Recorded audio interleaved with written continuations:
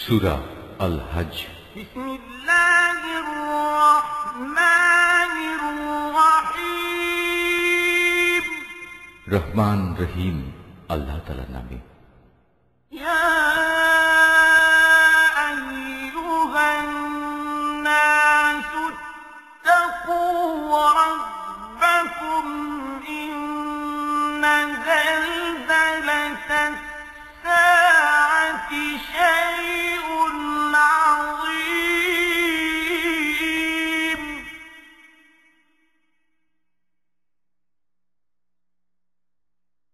ইয়াওমা তারাউনাহা তাযহালু কুল্লু মুরদি'আতিন আম্মা আরদা'আত ওয়া তাদা'u কুল্lu যাতি হামলিন হামলাহা ওয়া তারান নাসা সুকারা ওয়া মা হুম বিসুকারা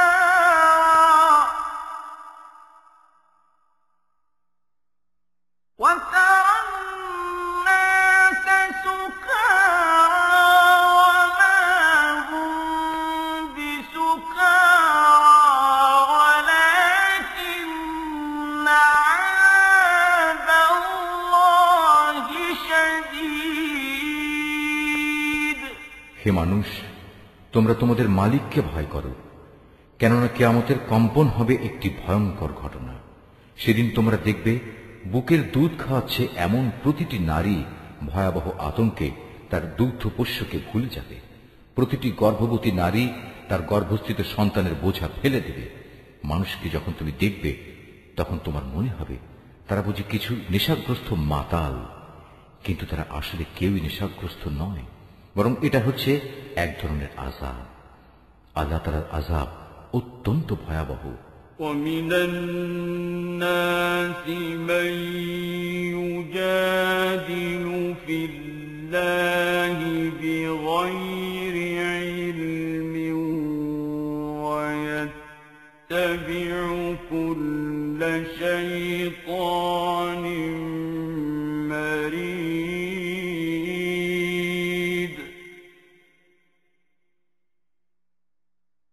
كتب عليه أنه من تولاه فأنه يضله ويهديه إلى عذاب السعير।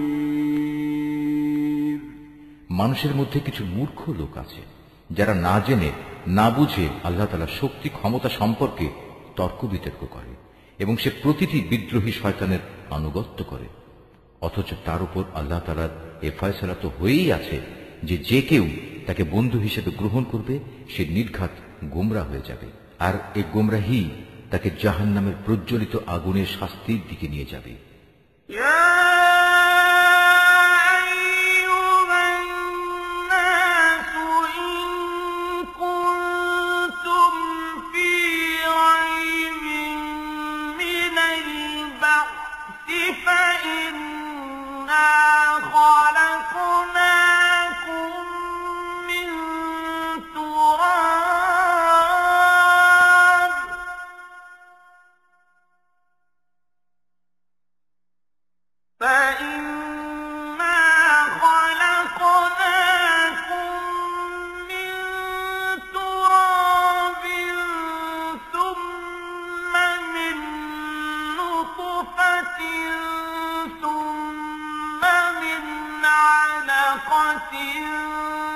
ثم من مضغة مخلقة وغير مخلقة لنبين لكم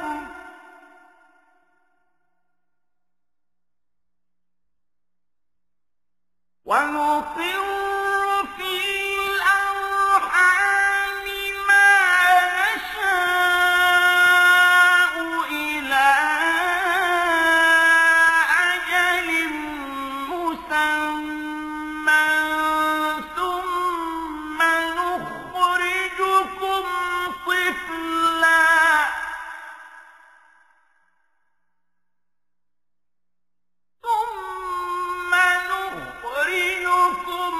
طفلا ثم لتبلغوا أشدكم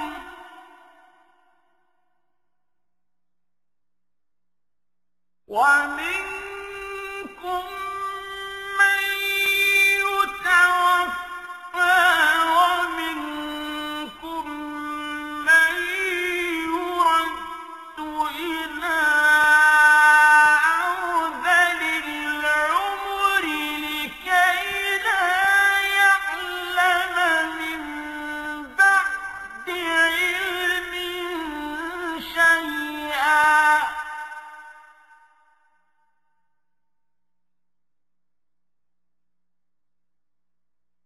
وترى الأرض هامدة فإذا أنزلنا عليها الماء اهتزت وربت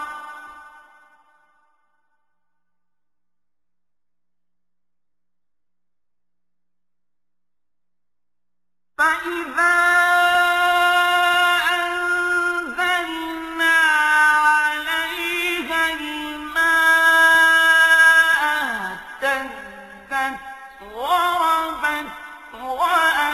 وأنبتت من كل زوج بهيج ذلك بأن الله هو الحق وأنه يحيي الموتى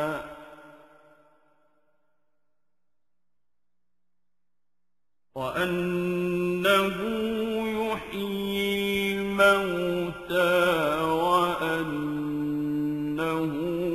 على كل شيء قدير হে মানুষ, পুনরুত্থান দিবস সম্পর্কে যদি তোমাদের মনে কোনো সন্দেহ থাকে তাহলে তোমরা আমার সৃষ্টি প্রক্রিয়া ভেবে দেখো। আমি তোমাদের প্রথমত মাটি থেকে, অতঃপর শুক্র থেকে, অতঃপর রক্তপিণ্ড থেকে, তারপর মাংসপিণ্ড থেকে পয়দা করেছি, যা আকৃতি বিশিষ্ট হয়ে সন্তানে পরিণত হয়েছে কিংবা আকৃতি বিশিষ্ট না হয়ে নষ্ট হয়ে গেছে, যেন আমি তোমাদের কাছে আমার সৃষ্টি কৌশল প্রকাশ করে দিতে পারি। অতঃপর আরো লক্ষ্য করো, আমি শুক্র বিন্দু সমূহের মাঝে যাকে পূর্ণ মানুষ বানাতে চাই তাকে জরায়ুতে একটি সুনির্দিষ্ট সময় পর্যন্ত অবস্থান করাই। অতঃপর আমি তোমাদের একটি শিশু হিসেবে সেখান থেকে বের করে আনি। অতঃপর তোমরা তোমাদের পূর্ণ যৌবনে পদার্পণ করো।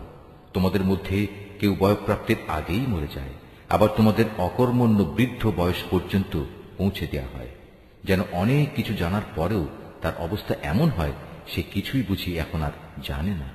সৃষ্টি প্রক্রিয়ার আরেকটি দিক দেখো, শুষ্ক ভূমি। অতঃপর আমি যখন তার উপর আসমান থেকে পানি বর্ষণ করি তখন তা সরস ফলে ফুলে তাজা হয়ে ওঠে।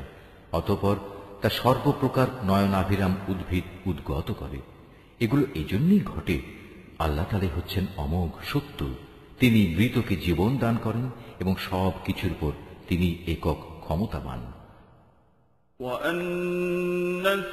الساعة آتية لا ريب فيها وأن الله يبعث من في القبور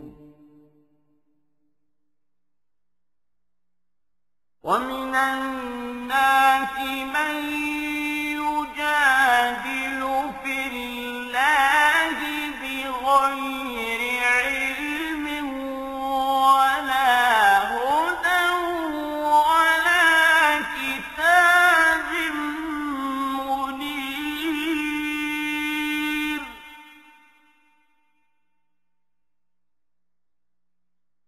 ذلك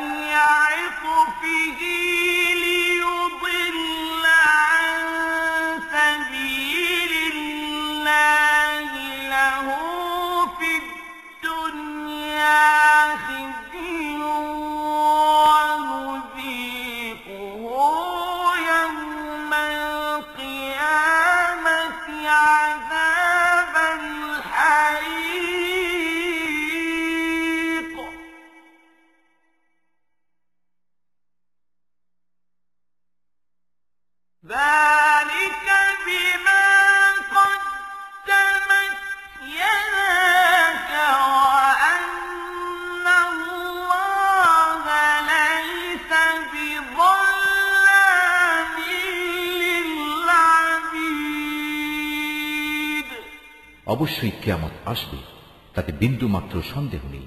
যারা কবরে শুয়ে আছে আল্লাহ তাআলা অবশ্যই তাদের পুনরুত্থিত করবেন। তারপরেও মানুষদের মধ্যে এমন কিছু আছে যে ব্যক্তি কোন রকম জ্ঞান, পথনির্দেশ ও দীপ্তিমান কেতাব প্রদত্ত তথ্য ছাড়াই আল্লাহ তাআলার ব্যাপারে ধৃষ্টতাপূর্ণ বিতণ্ডা শুরু করে, যাতে মানুষদের আল্লাহর পথ থেকে গোমরাহ করে দিতে পারে। যে ব্যক্তি এমন করে তার জন্য দুনিয়াতে রয়েছে লাঞ্ছনা ও অপমান। শুধু তাই নয়, কিয়ামতের দিন আমি তাকে জাহান্নামের আগুনের কঠিন শাস্তিও আস্বাদন করাবো। আমি তাকে বলবো, এ হচ্ছে তোমার সেই কর্মফল যা তোমার হাত দুটো আগেই এখানে পাঠিয়ে দিয়েছে। আর আল্লাহ তাআলা নিজ বান্দাদের প্রতি কখনো এত বড় জালেম নন। وَمِنَ النَّاسِ مَن يَعْبُدُ اللَّهَ عَلَى حَرْفٍ فَإِنْ أَصَابَهُ خَيْرٌ اطْمَأَنَّ بِهِ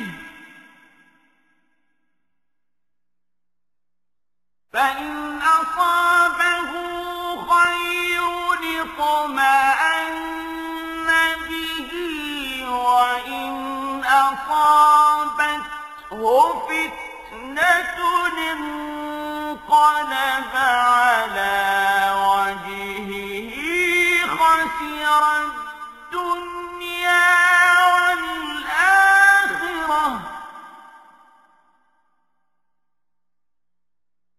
ذَلِكَ هُوَ الْخُسْرَانُ الْمُبِينُ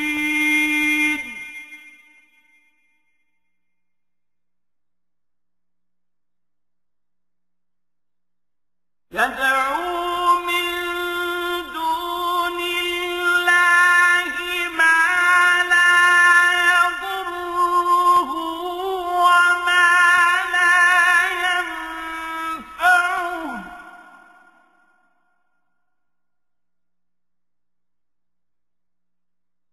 ذَلِكَ هُوَ الضَّلَالُ الْبَعِيدُ يَدْعُو لَمَن ضَرُّهُ أَقْرَبُ مِن نَّفْعِهِ لَبِئْسَ الْمَوْلَىٰ وَلَبِئْسَ الْعَشِيرُ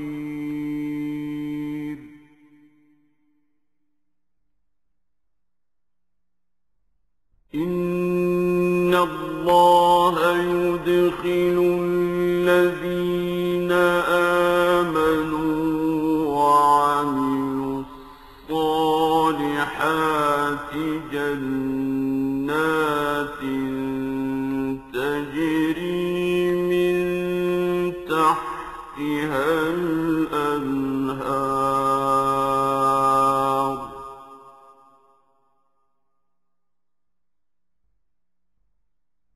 إِنَّ اللَّهَ يَفْعَلُ مَا يُرِيدُ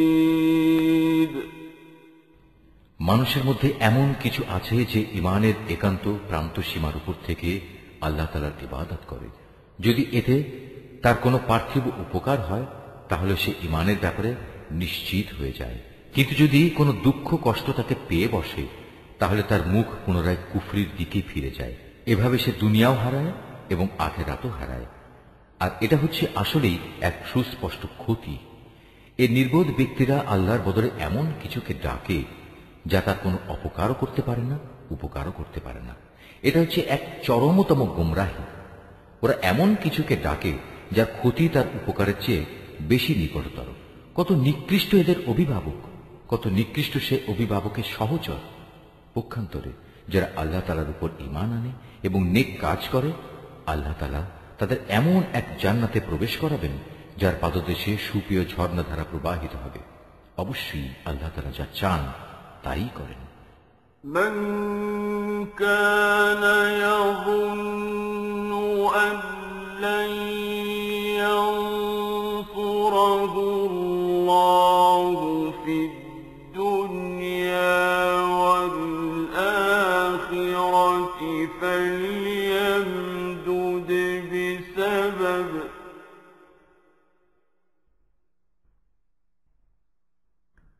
فليمدد بسبب إلى السماء ثم ليقطع فلينظر هل يذهبن كيده ما يغيظ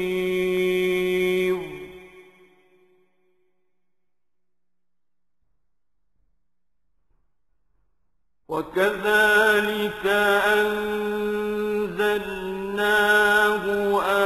آيات بينات وأن الله يهدي من يريد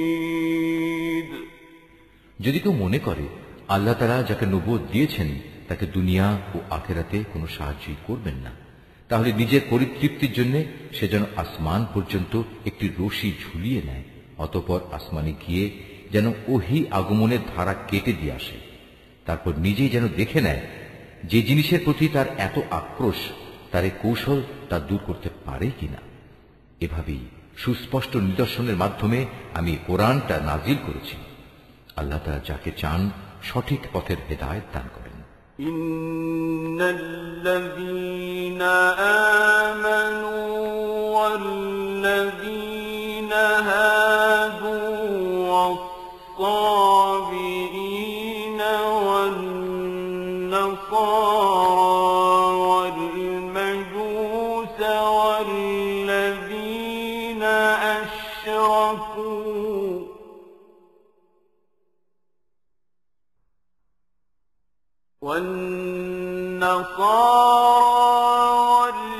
والمجوس والذين أشركوا إن الله يفصل بينهم يوم القيامة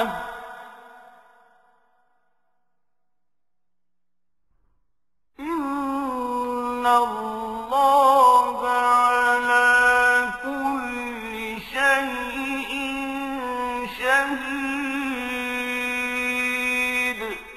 যারা আল্লাহর উপর ঈমান এনেছে, যারা ইহুদি হয়ে গেছে, যারা ছিল সাবী, যারা খ্রিস্টান ও অগ্নিপূজক, সর্বোপরি যারা আল্লাহর সাথে শিরক করেছে, কিয়ামতের দিন আল্লাহ তাআলা এদের সবার জান্নাত ও দোজখের ফয়সালা করে দেবেন। অবশ্যই আল্লাহ তাআলা প্রত্যেক বস্তুই পর্যবেক্ষণ করছেন।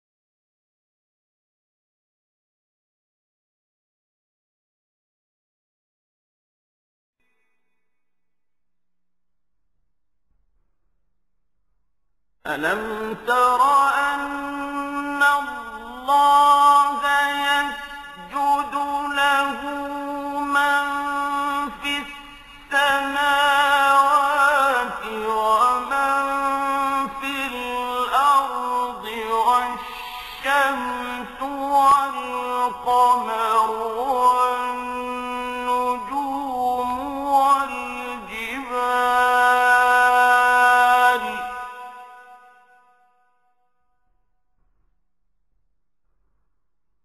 والشمس والقمر والنجوم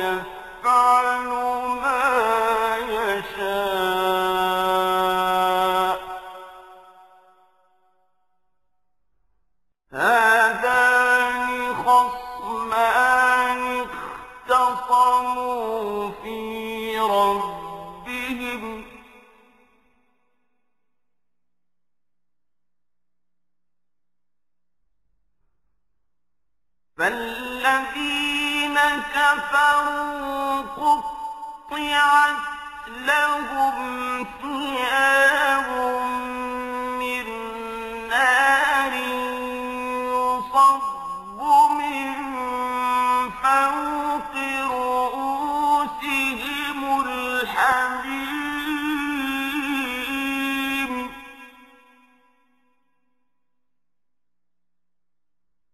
يصهر به ما في بطونهم والجلود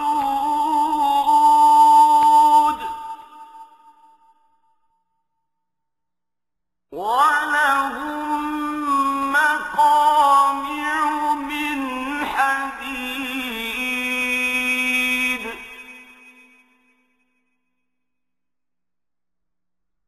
كلما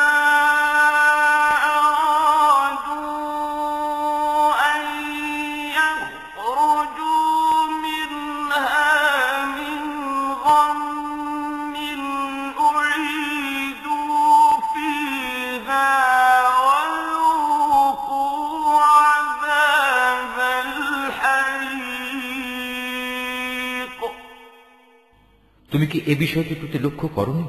যত সৃষ্টি আসমান সমূহে আছে, যত আছে জমিনে, সব কিছুই আল্লাহ তাআলাকে সাজদা করছে।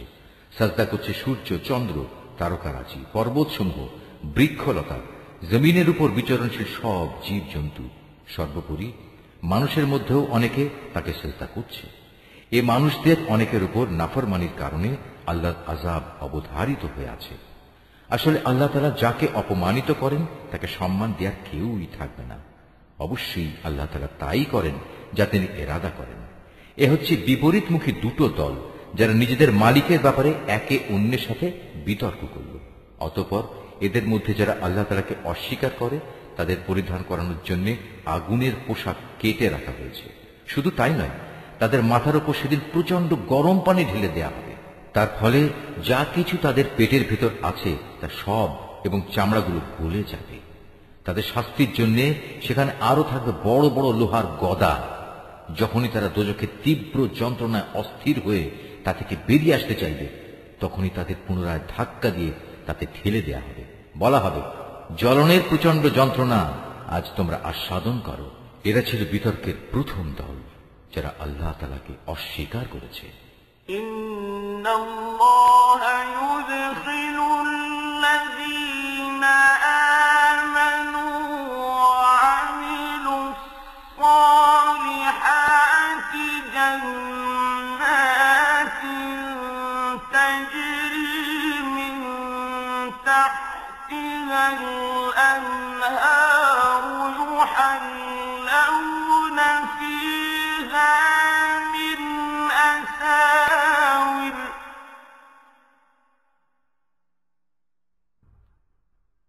يحلون فيها من أساور من ذهب ولؤلؤا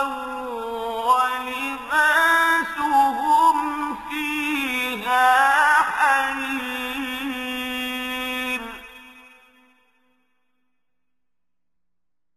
وهدوا إلى الطيب من القول وهدوا إلى صراط الحميد إن الذين كفروا ويصدون عن سبيل الله والمسجد الحرام الذي جعلناه للناس سواء العاكف فيه والباد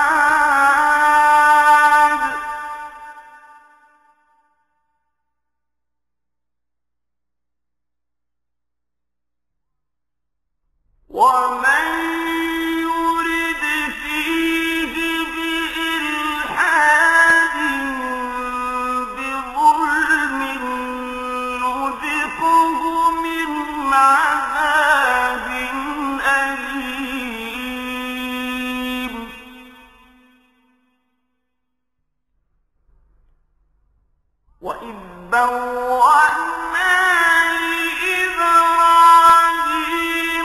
مكان البيت ألا تشرك بي شيئا وطهر بيتي للطائفين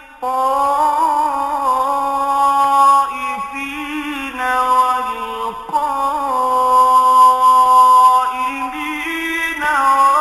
والركع السجود. বিতর্কের দ্বিতীয় দল যারা আল্লাহ তাআলার উপর ঈমান এনেছে এবং নেক কাজ করেছে, আল্লাহ তাআলা অবশ্যই তাদের এমন এক জান্নাতে প্রবেশ করাবেন যার তলদেশে অমীয় ঝর্ণাধারা প্রবাহমান থাকবে, যেখানে তাদের সোনার কাঁকন ও মুক্তা দিয়ে বানানো মালা দ্বারা অলঙ্কৃত করা হবে। উপরন্তু সেখানে তাদের পোশাক হবে রেশমের। এসব পুরস্কার তাদের এ কারণেই দেয়া হবে যে দুনিয়ায় তাদের ভালো কথার দিকে হেদায়েত করা হয়েছিল এবং মহাপ্রশংসিত আল্লাহ তাআলার পথ তাদের দেখানো হয়েছিল এবং তারা যথাযথ তা মেনেও নিয়েছিল।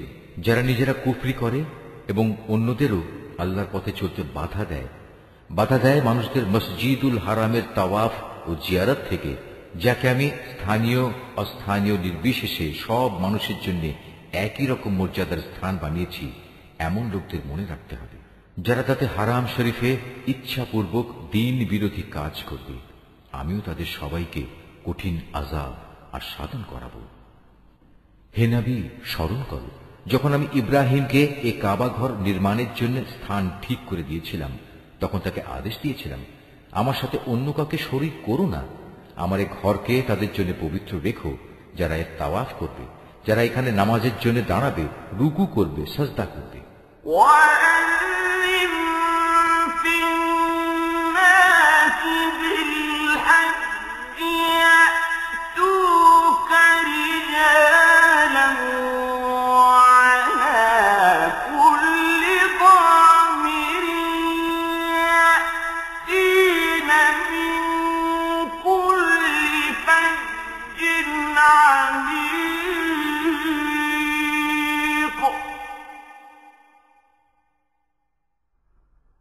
ليشهدوا منافع لهم ويذكروا اسم الله في أيام معلومات على ما رزقهم من بهيمة الأنعام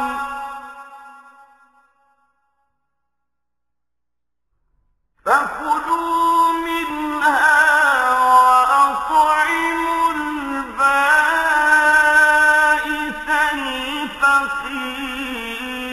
الفقير.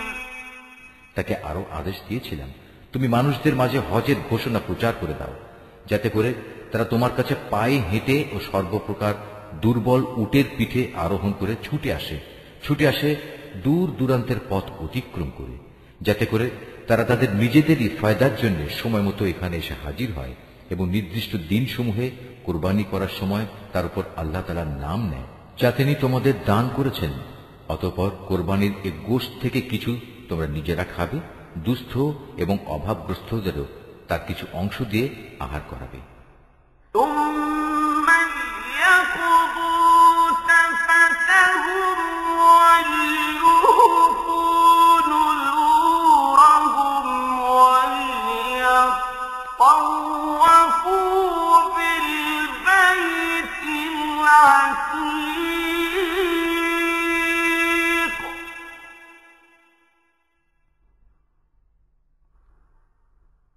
ذلك ومن يعظم حرمات الله فهو خير له عند ربه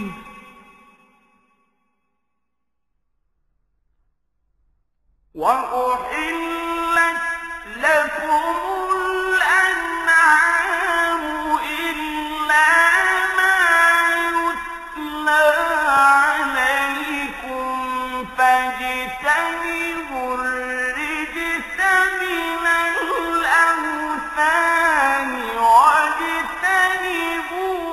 قول الزور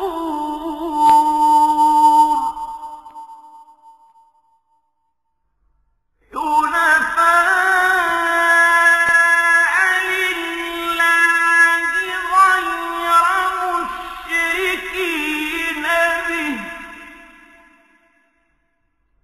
ومن يشرك بالله فكأنما خر من السماء فتخطفه الطير أو تهوي به الريح في مكان سحيق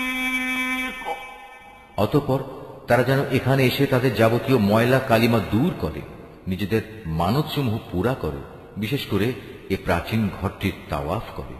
এ হচ্ছে কাবা ঘর বানানোর উদ্দেশ্য। যে কেউই আল্লাহ তাআলার নির্ধারিত পবিত্র অনুষ্ঠান মানার সম্মান করে, এটা তার জন্য তার মালিকের কাছে একটি উত্তম কাজ বলে বিবেচিত হবে। একথা মনে রেখো, সেসব জন্তু ছাড়া যাদের কথা কোরআনে উল্লেখ করা হয়েছে, অন্য সব চতুষ্পদ জন্তুই তোমাদের জন্য হালাল করা হয়েছে। অতএব তোমরা এখন মূর্তি পূজার অপবিত্রতা থেকে বেঁচে থেকো এবং বেঁচে থেকো সব ধরনের মিথ্যা কথা থেকে। আল্লাহ তাআলার প্রতি নিষ্ঠাবান হও, তার সাথে কাউকে শরীক করো না। আর যে ব্যক্তি আল্লাহ তাআলার সাথে অন্য কাউকে শরীক করে, তার অবস্থা হচ্ছে সে যেন আসমান থেকে ছিটকে পড়ল, অতঃপর মাঝ পথেই কোনো পাখি যেন তাকে ছোঁ মেরে নিয়ে গেল, কিংবা আসমান থেকে জমিনে পড়ার আগেই বাতাস তাকে উড়িয়ে নিয়ে দূরের কোনো অজ্ঞাতনামা স্থানে ফেলে দিল, যেখানে কিছুই সে দেখতে পেল না। ذلك ومن يعظم شعائر الله فإنها من تقوى القلوب لكم فيها منافع إلى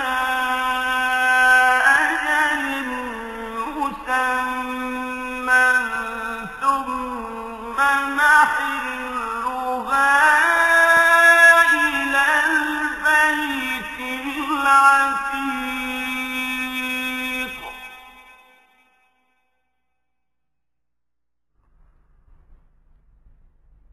ولكل أمة جعلنا منسكا ليذكروا اسم الله على ما رزقهم من بهيمة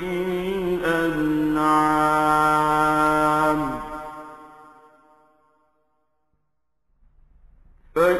فإلهكم إله واحد فله أسلموا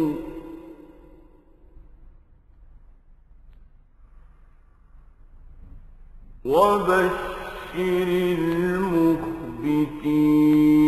المخبتين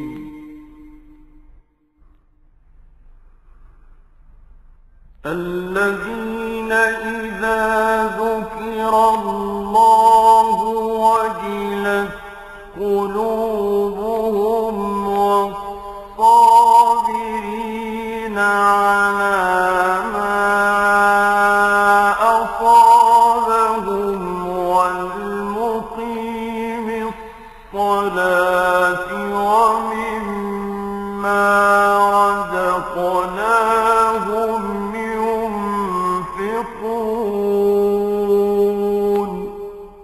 এ তো মুশরিকদের পরিণাম। অপরদিকে কেউ আল্লাহ তাআলার নিদর্শন সমূহকে সম্মান করলে তা তার অন্তরের পরহেজগারির মধ্যেই শামিল হবে। হে মানুষ, এসব পশু থেকে তোমাদের জন্য এক নির্দিষ্টকাল পর্যন্ত নানাবিধ উপকার গ্রহণ করার ব্যবস্থা রয়েছে। অতঃপর কোরবানির নিয়ত করলে মনে রেখো, তাদের কোরবানির স্থান হচ্ছে প্রাচীন ঘরটির সন্নিকটে। প্রত্যেক জাতির জন্য আমি পশু কুরবানির এই নিয়ম করে দিয়েছি, যাতে করে সেই জাতির লোকেরা সেসব পশুর উপর আল্লাহ তাআলার নাম নেয় যা তিনি তাদের দান করেছেন। সুতরাং তোমাদের মাবুদ তো হচ্ছেন একজন, অতএব তোমরা তাঁরই সামনে আনুগত্যের মাথা নত করো। হে নবী, তুমি আমার বিনীত বান্দাদের সাফল্যের সুসংবাদ দাও। এ বিনীত বান্দা হচ্ছে তারা যাদের সামনে আল্লাহ তাআলার নাম স্মরণ করা হলে ভয়ে তাদের অন্তরাত্মা কেঁপে ওঠে। যত বিপদ মুসিবত তাদের উপর আসুক না কেন, যারা তার উপর ধৈর্য ধারণ করে, নামাজ প্রতিষ্ঠা করে, সর্বোপরি আমি তাদের যে রিজিক দান করেছি তা থেকে তারা আমারই পথে ব্যয় করে। والبدن جعلناها لكم من شعائر الله لكم فيها خير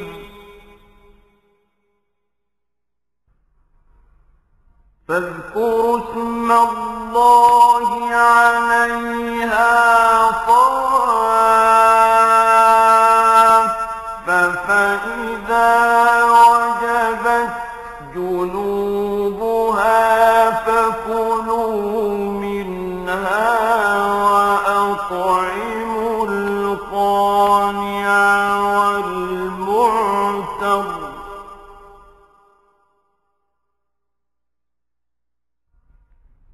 كذلك سخرناها لكم لعلكم تشكرون। আমি তোমাদের জন্য কোরবানির উটগুলোকে আল্লাহ তাআলার নির্ধারিত নিদর্শন সমূহের মধ্যে শামিল করেছি। এতেই তোমাদের যাবতীয় মঙ্গল নিহিত রয়েছে।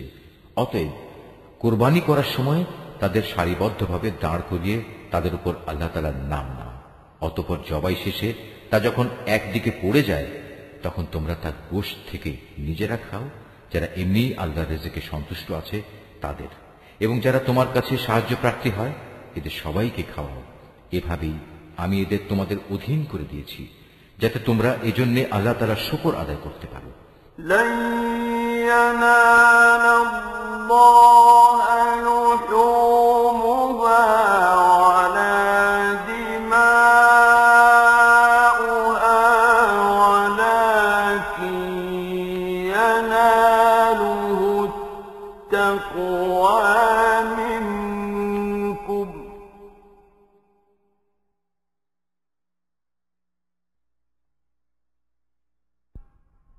كذلك سخرها لكم لتكبروا الله على ما هداكم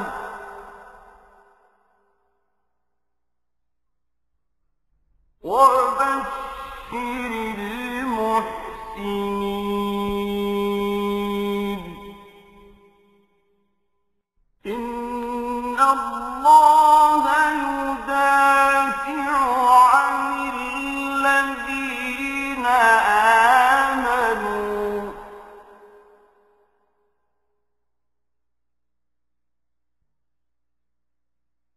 إن الله لا يحب كل خوان كفور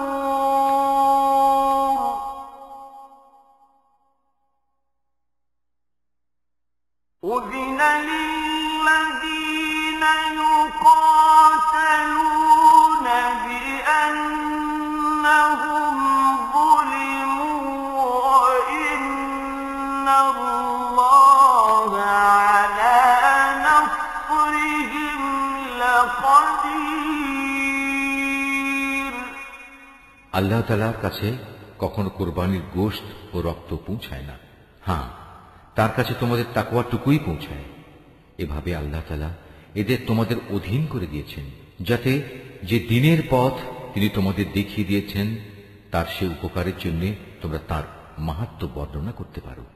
হে নবী, নিষ্ঠার সাথে যারা নেক কাজ করে তুমি তাদের জান্নাতের সুসংবাদ দাও। যারা আল্লাহ তাআলার উপর ঈমান আনে আল্লাহ তাআলাই তাদের জালেমদের থেকে রক্ষা করেন। এতে সন্দেহ নেই আল্লাহ তাআলা কখনো বিশ্বাসঘাতক ও নাশকর বান্দাকে ভালোবাসেন না। যাদের বিরুদ্ধে কাফিরদের পক্ষ থেকে যুদ্ধ চালানো হচ্ছিল তাদেরও এখন যুদ্ধ করার অনুমতি দেয়া গেল। কেননা তাদের উপর সত্যি জুলুম করা হচ্ছিল। নিঃসন্দেহে আল্লাহ তাআলা এই মজলুমদের সাহায্য করতে সম্পূর্ণ সক্ষম।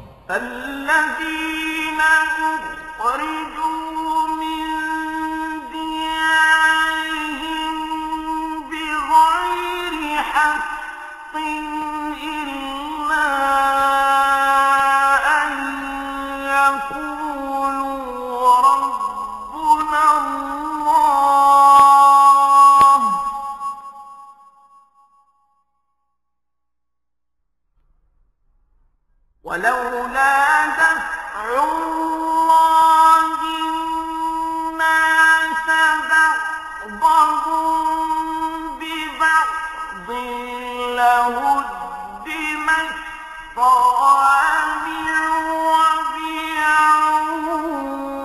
وصلوات ومساجد يذكر فيها كثيرا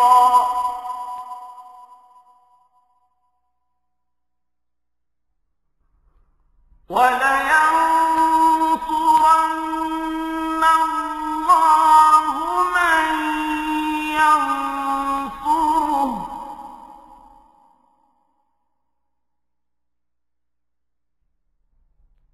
إن الله لقوي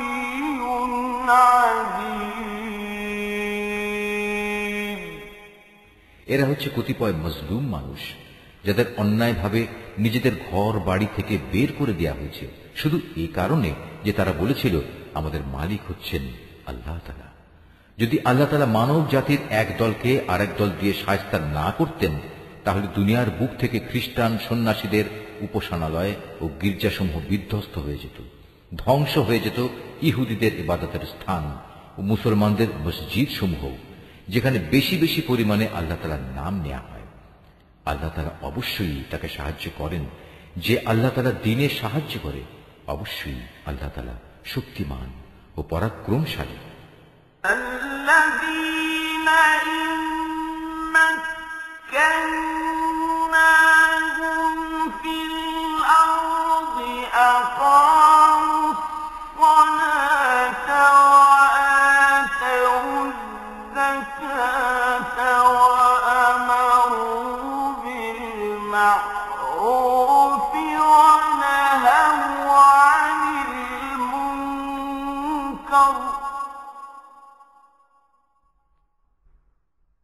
ولله عاقبة الأمور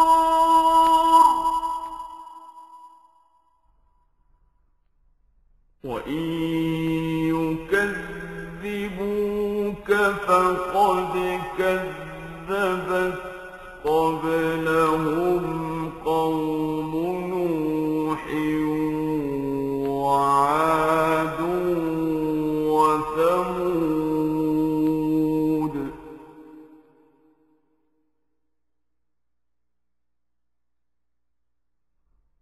وقوم إبراهيم وقوم لوط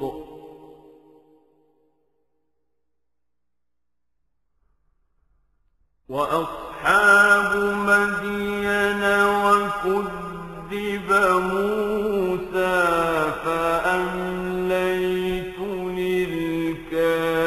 للكافرين ثم أخذتهم فكيف كان نكير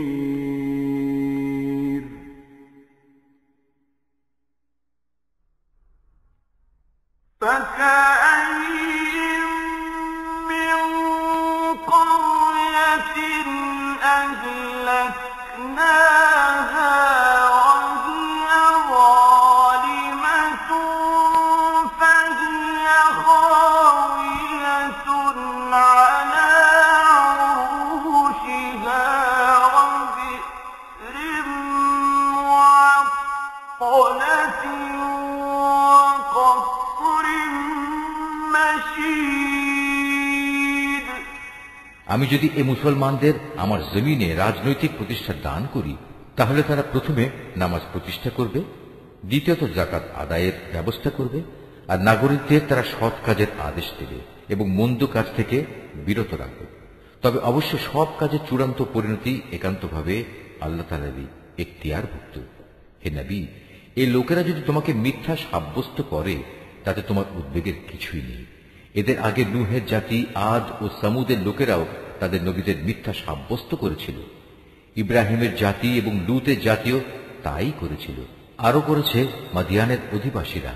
মুসাকেও মিথ্যাবাদী বলা হয়েছে। তারপরেও আমি এই কাফেরদের ঢিল দিয়ে রেখেছিলাম। অতঃপর সময় এসে গেলে আমি তাদের ভীষণভাবে পাকড়াও করেছি। কি ভয়ঙ্কর ছিল আমার সে আযাব! আমি ধ্বংস করেছি আরো অনেক জনপদ যার অধিবাসীরা ছিল জালেম। অতঃপর তা বিধ্বস্ত হয়ে মুখ থুবড়ে পড়ে থাকল। কত কূপ পরিত্যক্ত হয়ে পড়ল, কত শখের সুন্দর প্রাসাদ বিরান হয়ে ধ্বংসস্তূপে পরিণত হয়ে গেল।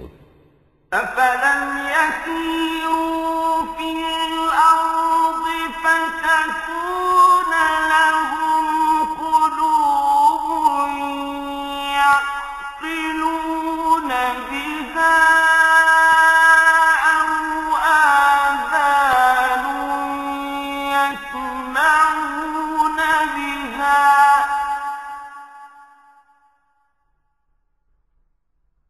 فإنها لا تعمى الأبصار ولكن تعمى القلوب التي في الصدور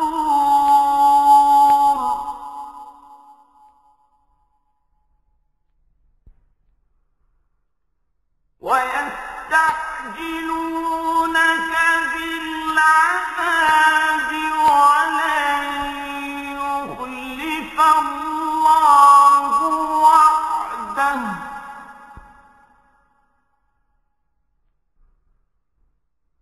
وإن يوما عند ربك كألف سنة مما تعدون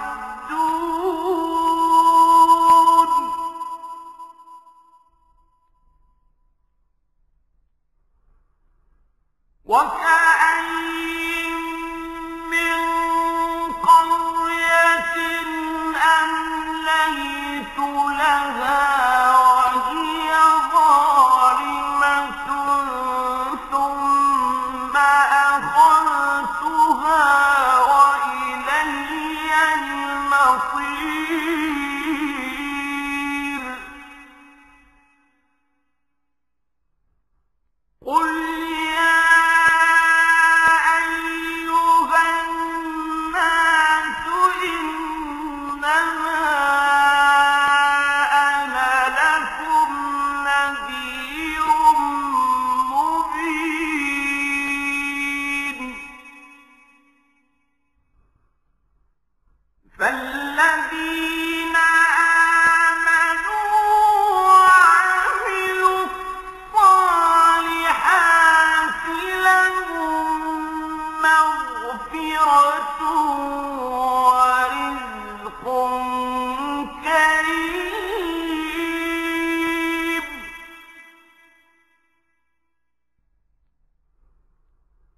والذين سعوا في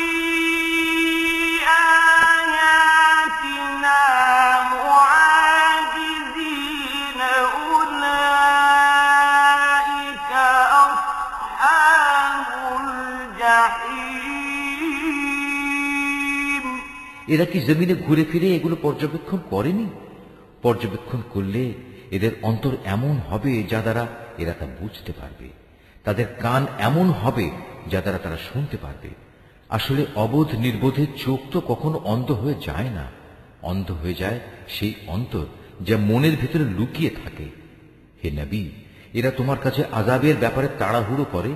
তুমি বলো, আল্লাহ তাআলা কখনো তার ওয়াদার বরখেলাপ করেন না।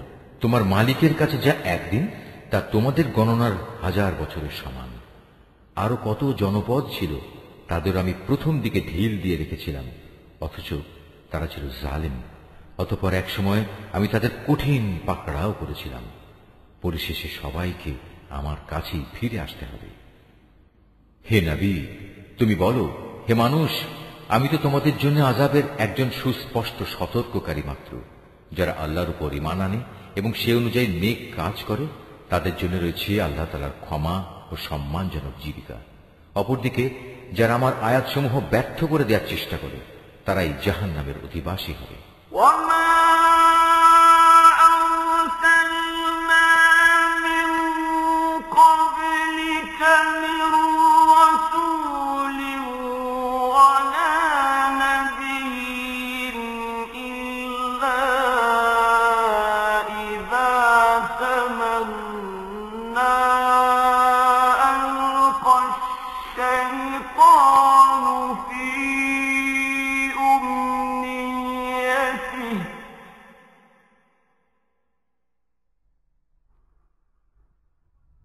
ألقى الشيطان في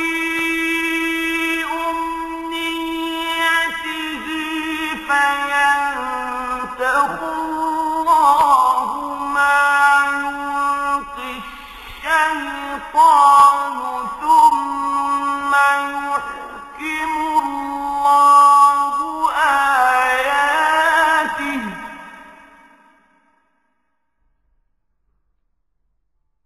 والله عليم حكيم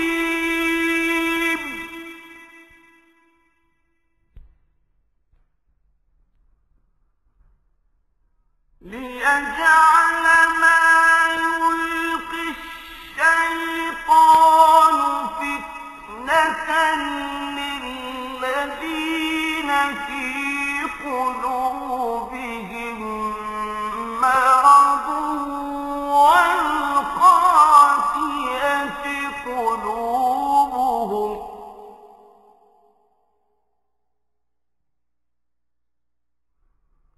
وإن الظالمين لفي شقاق بعيد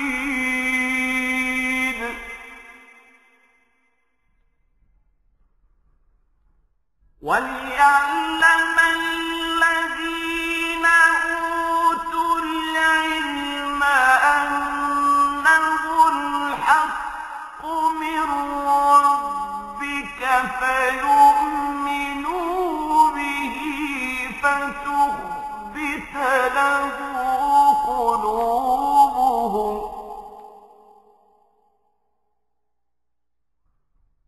وإن الله لهادي الذين آمنوا إلى صراط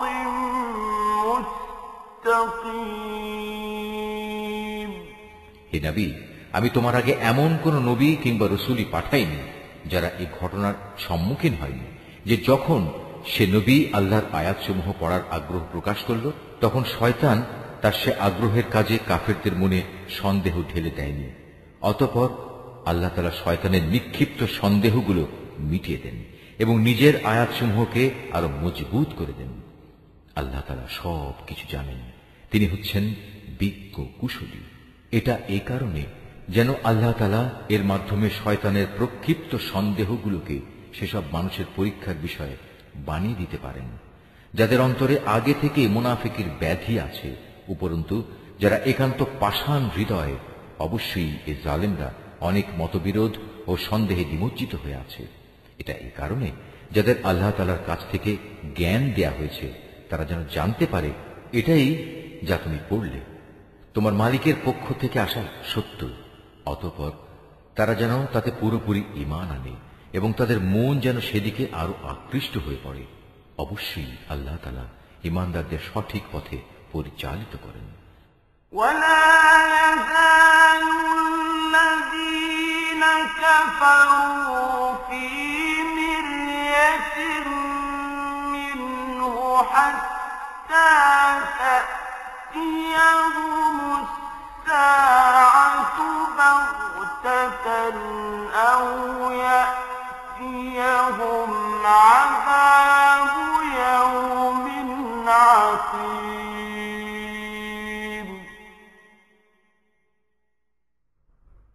الملك يومئذ لله يحكم بينهم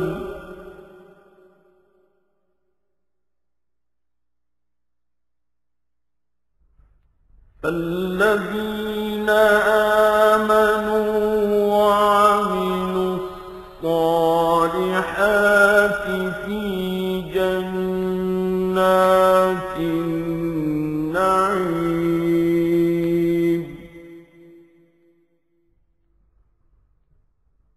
والذين كفروا وكذبوا بآياتنا فأولئك لهم عذاب مهين যারা আল্লাহ তাআলাকে অস্বীকার করে তারা এই কোরআনের ব্যাপারে সন্দেহ পোষণ করা থেকে কখনো বিরত হবে না যতক্ষণ না একদিন আকস্মিকভাবে তাদের উপর কিয়ামত এসে পড়বে অথবা তাদের উপর একটি অবাঞ্ছিত ও ভয়ঙ্কর দিনের আযাব আসবে। সেদিন চূড়ান্ত বাদশাহী হবে একমাত্র আল্লাহ তাআলা। তিনি তাদের সবার মাঝে ফয়সালা করবেন। অতঃপর যারা তাঁর উপর ঈমান এনেছে এবং সে মোতাবেক নেক কাজ করেছে তারা সেদিন নিয়ামতে পরিপূর্ণ জান্নাতে অবস্থান করবে।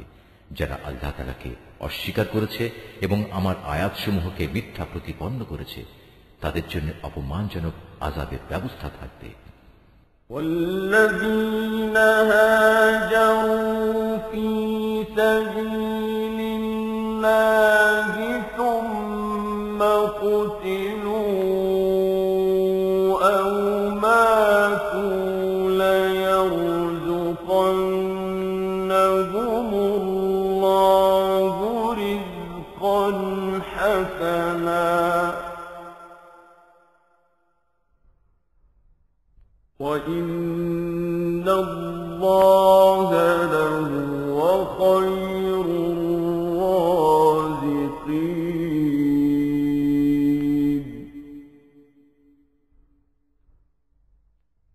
لَيُدْخِلَنَّهُم مُّدْخَلًا يَرْضَوْنَهُ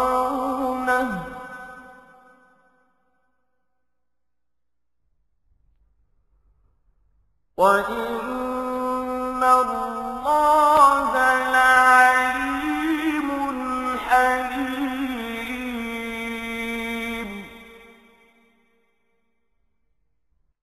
ذَلِكَ وَمَنْ عَاقَبَ بِمِثْلِ مَا عُوقِبَ بِهِ ثُمَّ بُغِيَ عَلَيْهِ لَيَنصُرَنَّهُ اللَّهُ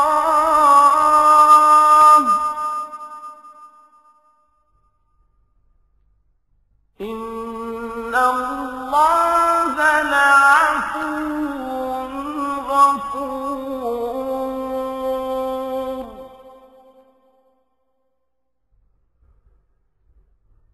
ذَلِكَ بِأَنَّ اللَّهَ يُولِجُ اللَّيْلَ فِي النَّهَارِ وَيُولِجُ النَّهَارَ فِي اللَّيْلِ وَأَنَّ اللَّهَ سَمِيعٌ بَصِيرٌ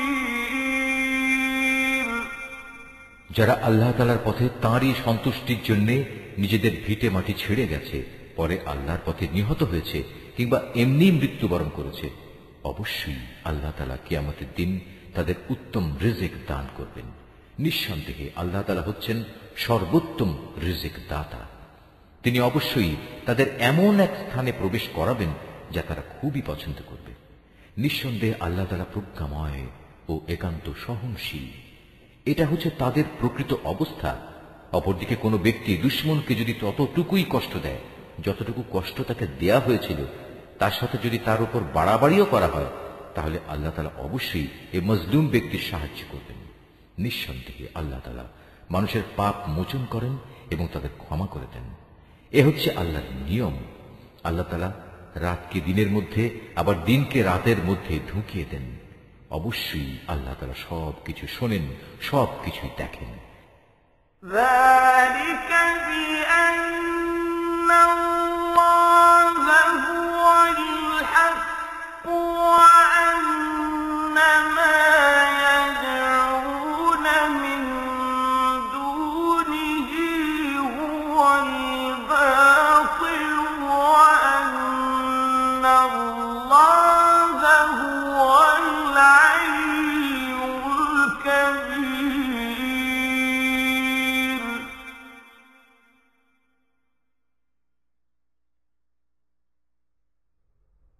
ألم تر أن الله أنزل من السماء ماء فتصبح الأرض مخضرة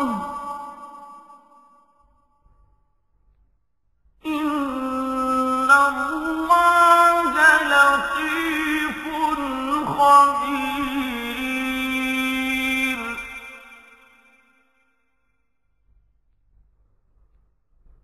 له ما في السماوات وما في الأرض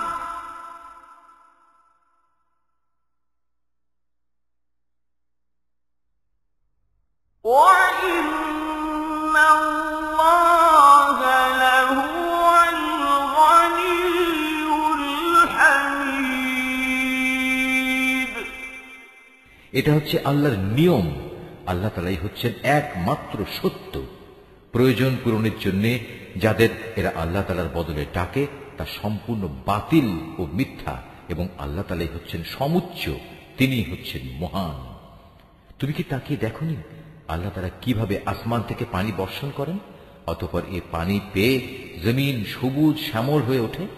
নিশ্চয়ই আল্লাহ তাআলা স্নেহপরায়ণ, তিনি তাদের যাবতীয় সূক্ষ্ম বিষয়ের খবর রাখেন।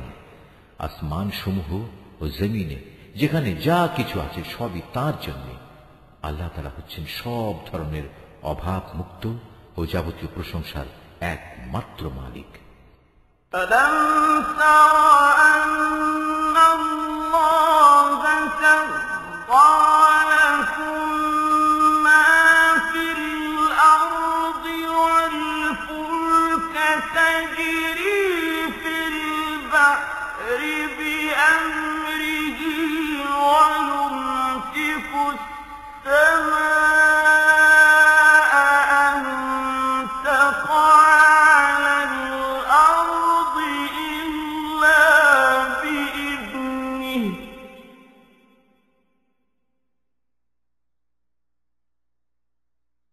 إن الله بالناس لرءوف رحيم.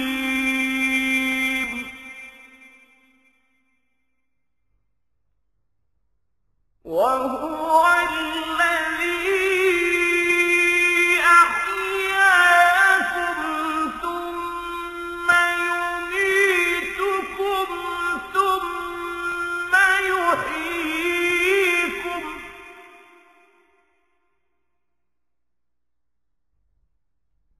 إن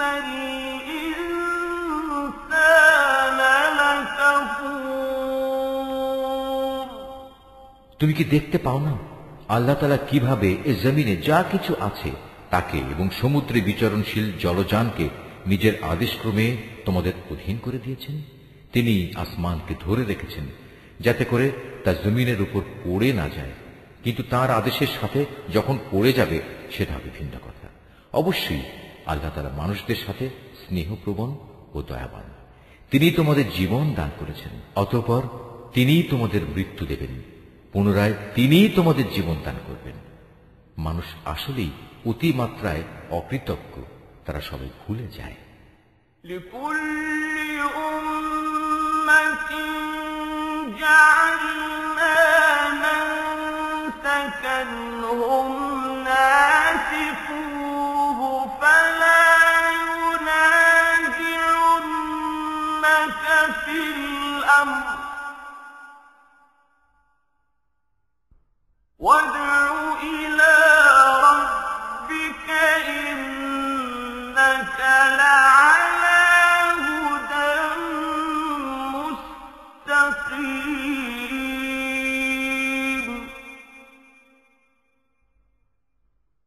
وإن جادلوك فقل الله أعلم بما تعملون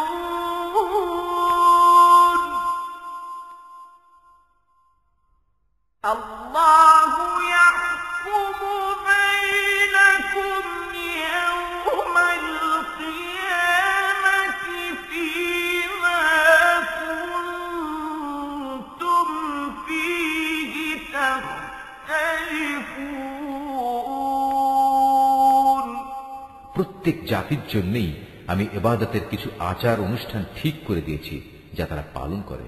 অতএব এ ব্যাপারে তারা যেন অবশ্যই তোমার সাথে কোনো তর্ক না করে। মানুষদের তুমি তোমার মালিকের দিকে ডাকতে থাকো, অবশ্যই তুমি সঠিক পথের উপর রয়েছ। তারপরেও তারা যদি তোমার সাথে বাক বিতণ্ডা করে তাহলে তুমি বলে দাও, তোমরা আমার সাথে যা কিছু করছো আল্লাহ তাআলা তা ভালো করেই জানেন। তোমরা যেসব বিষয় নিয়ে নিজেদের মধ্যে মতবিরোধ করছো, কিয়ামতের দিন আল্লাহ তাআলা তোমাদের মধ্যকার সেসব বিষয়ের চূড়ান্ত ফয়সালা করে দেবেন। ألم تعلم أن الله يعلم ما في السماء والأرض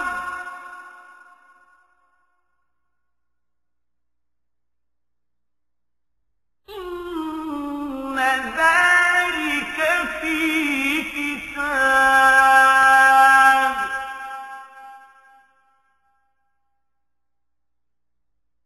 إن ذلك على الله يسير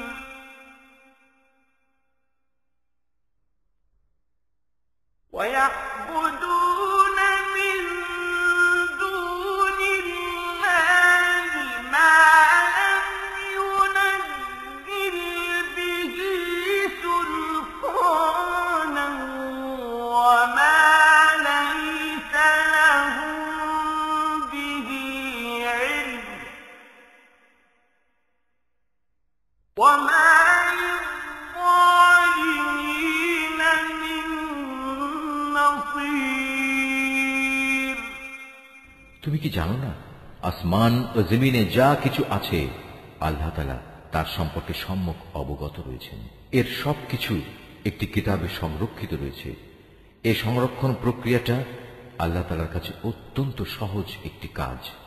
তারপরেও তারা আল্লাহ তাআলাকে বাদ দিয়ে এমন সব কিছুর গোলামি করে যার সমর্থনে আল্লাহ তাআলা কোনো দলিল প্রমাণ নাজিল করেননি এবং যে ব্যাপারে তাদের নিজেদের কাছেও কোনো জ্ঞান নেই। বস্তুত সীমা লঙ্ঘনকারীদের জন্য কিয়ামতের দিন কোনোই সাহায্যকারী থাকবে না। وَإِذَا تُتْلَى عَلَيْهِمْ آيَاتُنَا بَيِّنَاتٍ تَعْرِفُ فِي وُجُوهِ الَّذِينَ كَفَرُوا الْمُنكَرَ يَكَادُونَ يَسْطُونَ بِالَّذِينَ يَتْلُونَ عَلَيْهِمْ آيَاتِنَا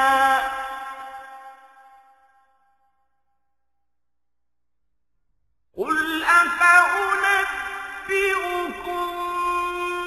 بِشَرٍّ مِّن ذَٰلِكُمْ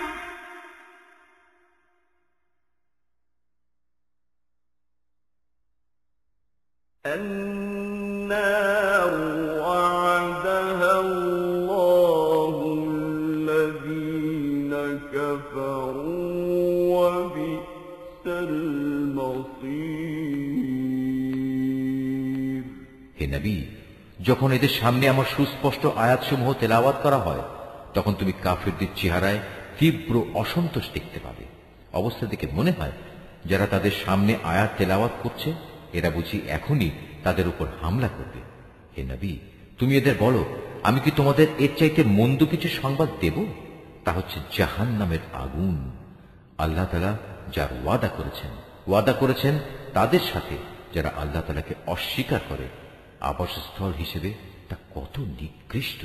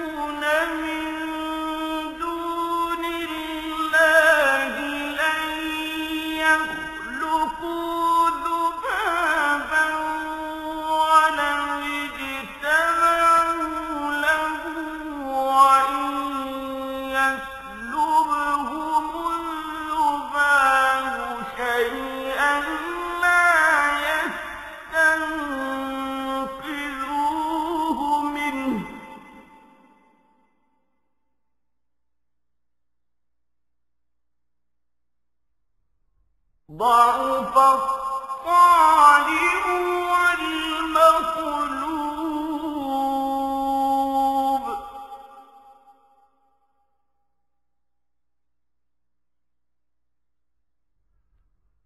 ما قدر الله حق قدره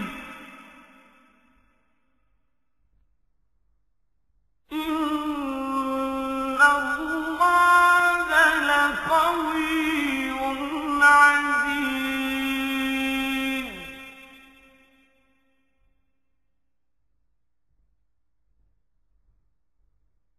الله يصطفي من الملائكة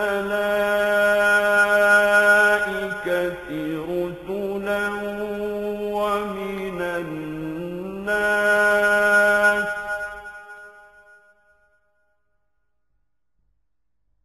إن الله سميع بصير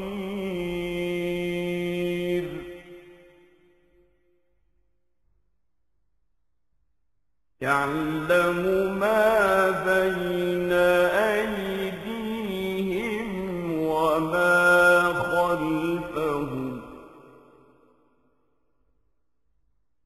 وإلى الله ترجع الأمور হে মানুষ, তোমাদের জন্য এখানে একটি উদাহরণ পেশ করা হচ্ছে, কান পেতে তা শোনো। আল্লাহ তাআলা ছাড়া তোমরা যাদের ডাকো তারা তো কখনো ক্ষুদ্র একটি মাছও তৈরি করে দেখাতে পারবে না, যদি এ কাজের জন্য তারা সবাই একত্রিতও হয়। যদি সে মাছি তাদের কাছ থেকে কোনো কিছু ছিনিয়ে নিয়ে যায় তবে তারা তার কাছ থেকে তা ছাড়িয়েও নিতে পারবে না। যাদের এতটুকু ক্ষমতা নেই, কত দুর্বল তারা যারা এদের কাছে সাহায্য প্রার্থনা করে, কত দুর্বল তারা যাদের কাছে এ সাহায্য চাওয়া হচ্ছে।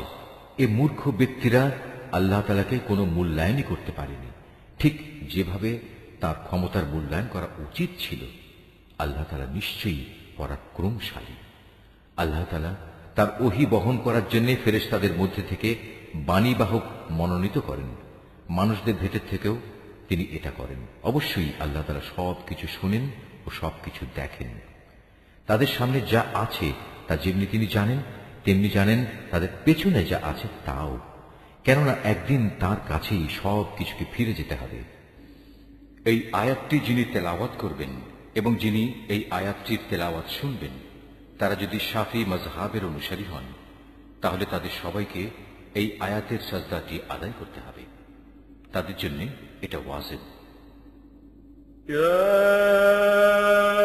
أيها الذين آمنوا اركعوا واسجدوا واعبدوا ربكم وافعلوا الخير لعلكم تفلحون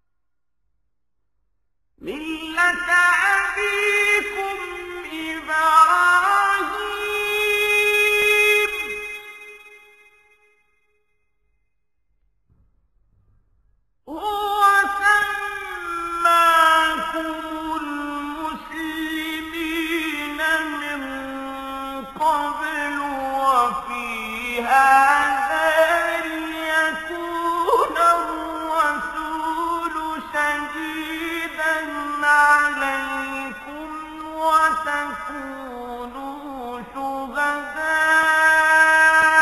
على الناس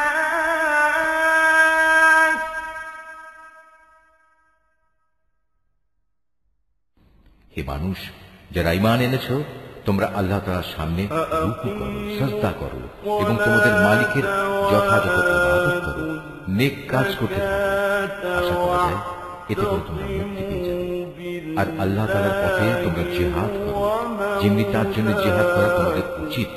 তিনি দুনিয়ার নেতৃত্বের জন্য তোমাদেরই মনোনীত করেছেন এবং এই জীবন বিধানের ব্যাপারে তিনি তোমাদের উপর কোনো সংকীর্ণতা রাখেন।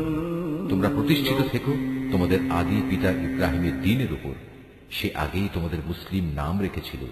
এর কোরআনের মধ্যেও তোমাদের এ নামই দেয়া হয়েছে, যেন তোমাদের রাসূল তোমাদের মুসলিম হবার উপর সাক্ষ্য প্রদান করতে পারে, আর তোমরাও দুনিয়ার গোটা মানব জাতির উপর আল্লাহর দ্বীনে সাক্ষ্য প্রদান করতে পারো।